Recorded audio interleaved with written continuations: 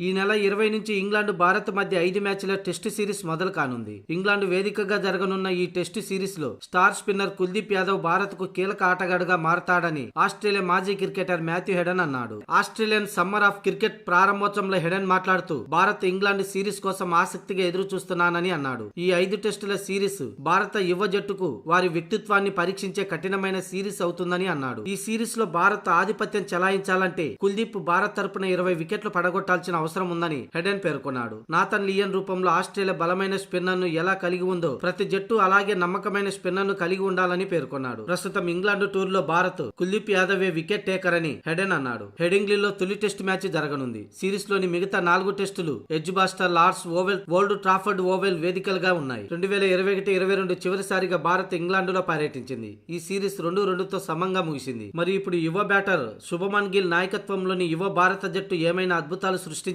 Series గెలుస్తుందా, లేకపోతే జట్టులో సీనియర్లు లేకపోవటం ఒత్తిడి తట్టుకోలేక చేతులు ఎత్తేస్తుందా అనేది తెలియాలంటే ఇంకొన్ని రోజులు ఆగాల్సిందే.